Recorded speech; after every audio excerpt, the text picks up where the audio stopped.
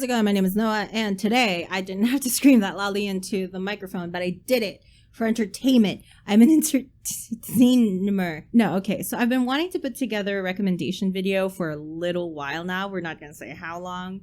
May have been a year. We're not going to talk about that. In any case, there's going to be no organization here, in case you haven't noticed. It's not even a top 10 list. It's a top 1, 2, 3, 4, 5, 6, 7, 8, 9. And one of the items on my list says, find that one Korean girl-on-girl film.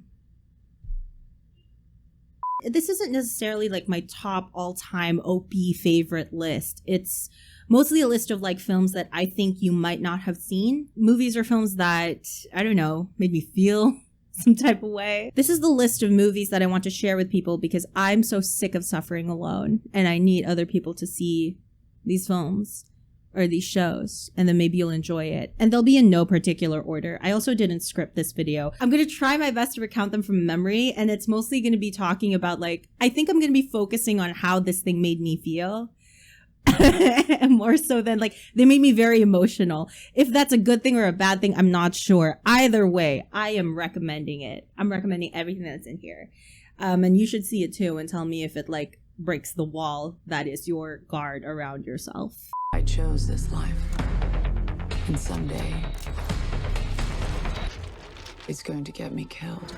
No, not from the Wikipedia. I want Atomic Blonde from the IMDb. Okay, so Atomic Blonde is about an undercover MI6 agent that is sent to Berlin during the Cold War to investigate the murder of a fellow agent and recover a missing list of double agents. Does not sound queer enough, but it is. Trust. But also like, and I know this isn't the reason why you tuned into this video because you're here for the queer, but a really good bonus for Atomic Blonde, apart from Charlize being amazing in it, is that the fight scenes are so fucking good. Like, usually I'm not one for action movies. Can't you tell? Like, I'm not an action movie, like, buff. But I appreciated the fight scenes in this movie. They were choreographed so well.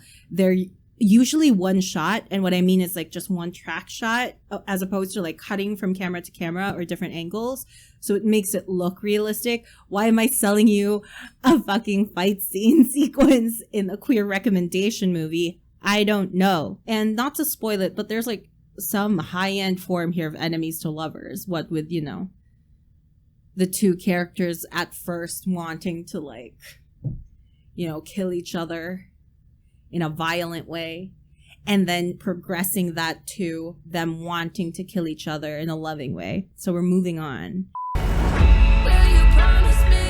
Now, I don't know why I put Dickinson in here because I've only seen one episode, but I think I'm doing it just because Haley Steinfeld is in this show, and it's essentially about Emily Dickinson and her life. It's a retelling of her story as a young teen. It's kind of funny. Like, she kind of hits. I had like maybe 1 or 2 knee slappers in the first episode. I like the fact that there's a very literal, oh, this might be a spoiler. Oh no, maybe not. I don't know. We've all heard of Emily Dickinson. I like this very literal representation of how she flirts with death, and death is represented by a dark horse and a dark carriage, and it's so fucking like, I don't know. It's heavy-handed, it's funny. Again, just judging from the first episode, I should really finish watching this. Is this a recommendation list or just like a list of things for me to watch? You tell me. I just feel like I'm going crazy. It's okay to feel a little crazy. Okay, so love song is the relationship between two friends that deepens during an impromptu road trip. That's actually essentially what it is. I saw Love Song twice, and both times that I've seen it, it's always just been kind of... Okay, well, no, let me say that again. The first time I saw it, it hit me in a way. It's kind of, it's a lot. And then the second time I watched it, I was like, oh, okay. You know how sometimes when you watch things that, you know, aired a good amount of time back, so the first time you watch it, you're in a specific kind of place in your life, circumstances are different, you transition into something else, you grow up a little bit, you watch the same thing again and you respond differently to it. That's my experience with Love Song. It's really sweet. It's a really sweet movie is what I think I would still say the first time I saw it and then the second time I saw it. It's really sweet. It's kind of, I find it to be pretty realistic, just in the sense of how two people find each other, not necessarily because they're meant to be in each other's lives forever, but just because some people are meant to come into our lives to show us something, to teach us something. And then they just move on. This movie, I remember also just being very soft, very quiet. Like, it's one of those movies that has like a lot of close-ups, barely any makeup on the actors. It's very raw, lots of shaky cam aesthetic. If you're into that, hell yeah, you know, makes you feel cultured, same. The dialogue, like the conversations between both of the actors is very real. And it kind of like feels like an actual conversation that happens in real life, because as you know, people aren't like walking, talking sound bites. Hi, I'm Naima. Next on my list is Duck Butter, also on Netflix. Actually, a lot of these are probably on Netflix. Even Atomic Blonde, if I'm not mistaken. Duck Butter is about two women who are dissatisfied with okay.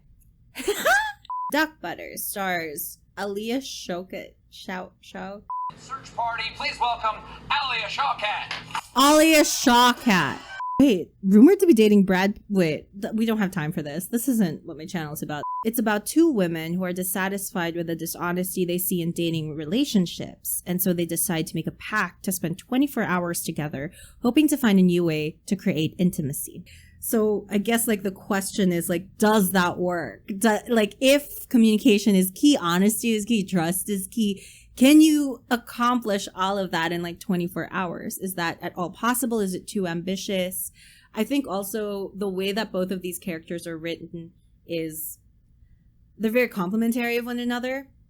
Just in terms of like you have one that's, you know, a little bit more skeptical about the whole thing, while the other one is more optimistic, and then like those two personalities clashing. It's a whole thing. There were a lot of moments in this film that felt a little too close for comfort, and I kind of enjoy that. Like, it made me uncomfy, but in a way that is sort of a testament to like storytelling and direction and how the movie is like taking its course and how it unfolds and tells, you know, executes plot and all of that. Like, it made me uncomfortable in that sense, and in a kind of good way. Hi guys, I'm from Canada. I came over in a canoe recently with Celine Dion. Feel Good is a series that follows a recovering addict and comedian named May, who is trying to control the addictive behaviors and intense romanticism that permeate every facet of her life. Wait, whoa, that's so? Actually, no, that's kind of perfect, sure. And then it stars Mae Martin, who is she's an actual comedian. Love it. So method. Charlotte Ritchie and Sophie Thompson. I don't know which is which in this, but that's on me. That's just because I am a peasant that is uninformed. I'm so proud. Just because it's one of those series that I started watching when I had nothing else to watch. Like, no one recommended it to me. I didn't see it anywhere else. Well, I think I saw ads for it on Instagram just because I follow Mae Martin, or I started watching her stuff. And naturally, my FBI agent was like, oh, I should recommend this series because it's only one season and there are only 6 episodes. And this bitch don't got the patience, the emotional fortitude, or the emotional depth to handle anything more than that. And then boom, here we are. Feel Good. Mae Martin wrote this, and I think that this comes from an actual like real life experience about her recovery.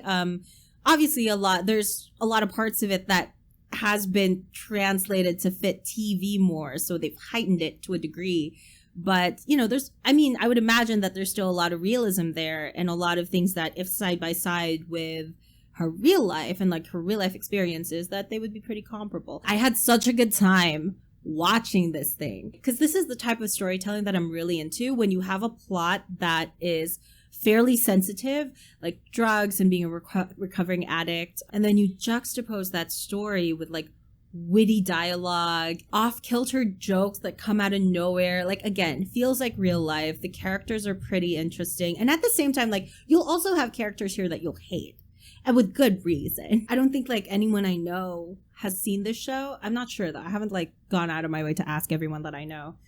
You know, all 2 people. I really enjoyed it. I enjoyed like the up and down of it. I enjoy the fact that, again, it's a very dark plot, and it deals with it gets pretty real, like in terms not just of like recovering from drugs, but also like in sex and like in just entirely being human and trying to just be a good person. Although this is a show that I'm recommending, I'm gonna recommend to fucking kill myself. Although this is a series that I am recommending on a list of like queer stuff.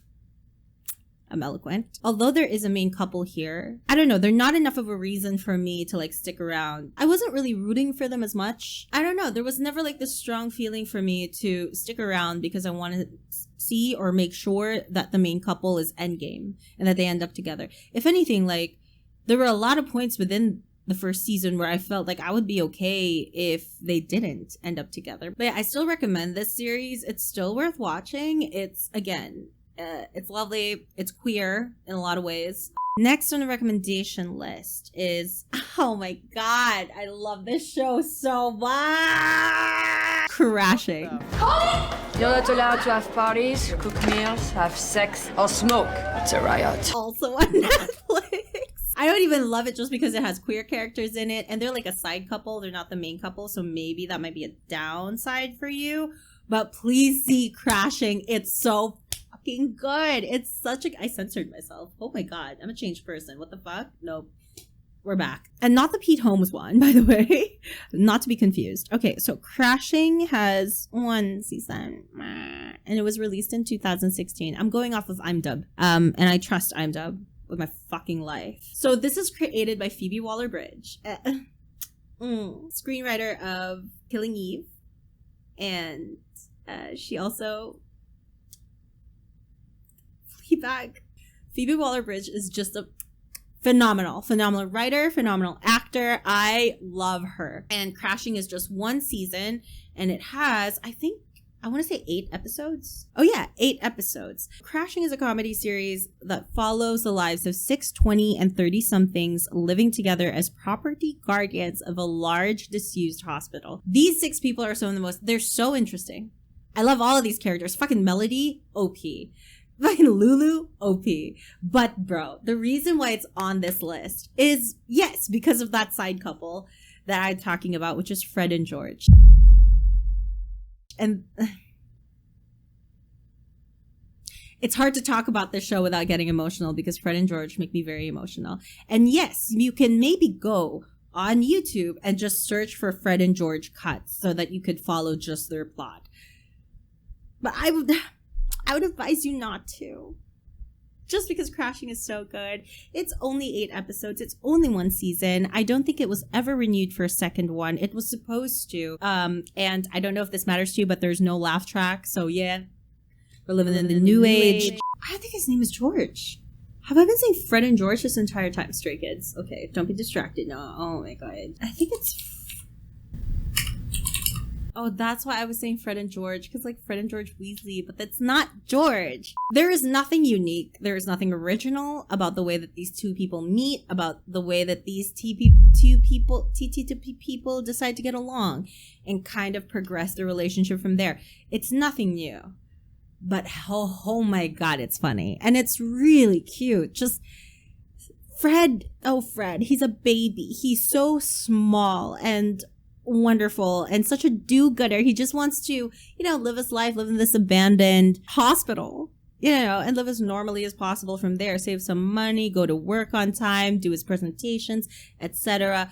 But then you have Sam, who is just the loudest person alive. He is, I swear to you, he is an air horn personified.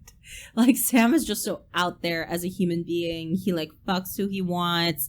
He's very aggressive, very forward. He goes for what he wants without any sort of, he's very unapologetic about who he is and the way he dresses, too. He's just a loud human, loud presence. It's fantastic. And then you match that up with, again, lots of cliches here being played, but I promise you it's worth it. Match that up with Fred, who every day of his life just wakes up thinking, how can I occupy as little space as possible? It's because the way that they come together and obviously open each other up, start to develop feelings for one another, while at the same time being in the setting of the abandoned hospital, living there as guardians, or I'm not really sure how that whole thing works. And then in the backdrop, you have some of these very interesting characters.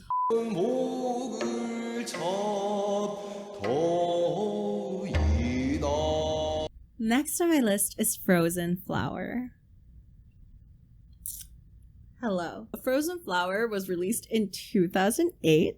It is a South Korean erotic historical film. So many buzzwords there. Oh, is that the Korean title? Oh, the Korean title is Sanghwa-jom, a historical drama set in the Koryo dynasty and focused on the relationship between a king and his bodyguard. Ayo.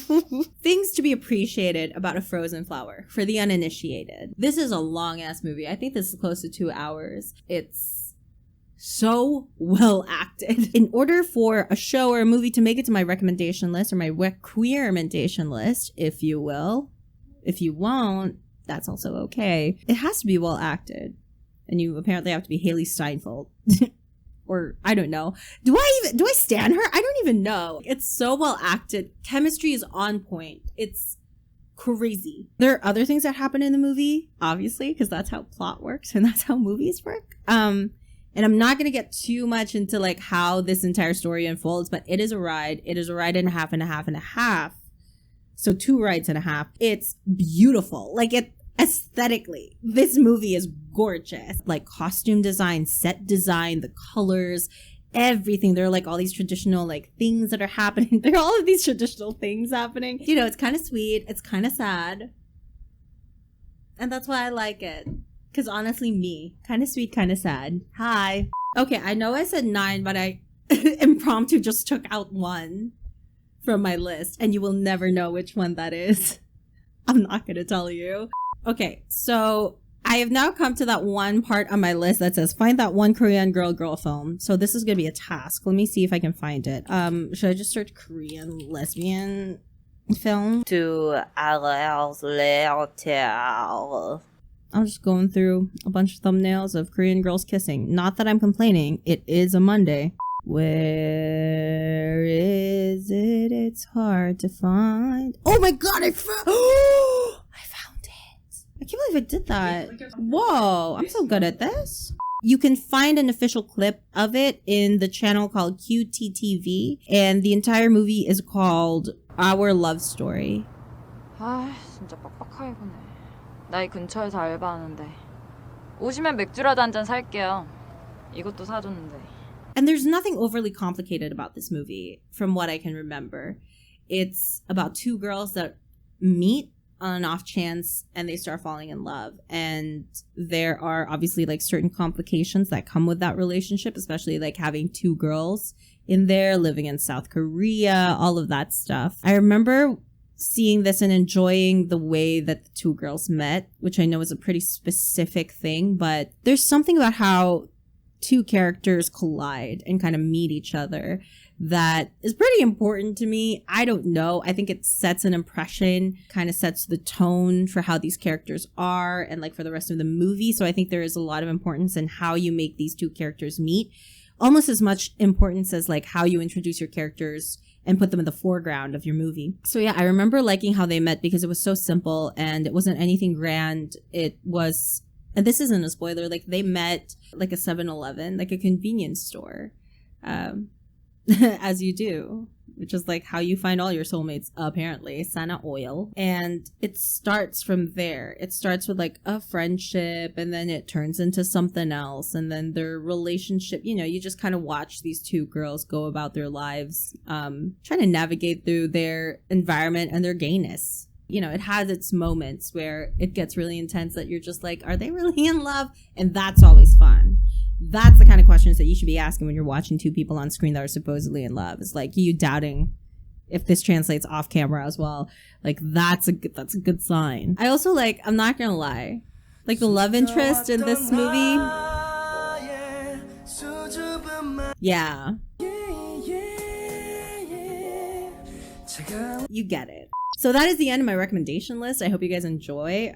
If you did end up seeing any of these, or if you have already seen them, feel free to comment below what you thought. Let's have a little discussion. I'll leave links to all of these things in my descriptity bippity box. So you can go ahead and clickety clackety click down there while I kill him myself. And very quickly too, I wanted to introduce to you my join button, which you'll be able to find down there next to the subscribe button. So yeah, feel free to hit that join button if you want early access to like videos like 24 hours in advance. I'll be posting it for people that are like part of my membership thingy.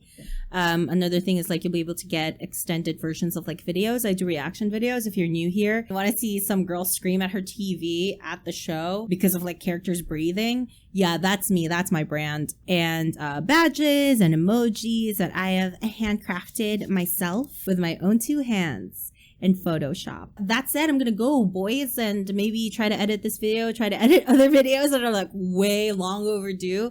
I'm just happy that I got to finally film this. And yeah, my boobs are out the entire time. Who would have thunk it? This has been fun. Once again, I am Noah. Happy watching. Happy gay.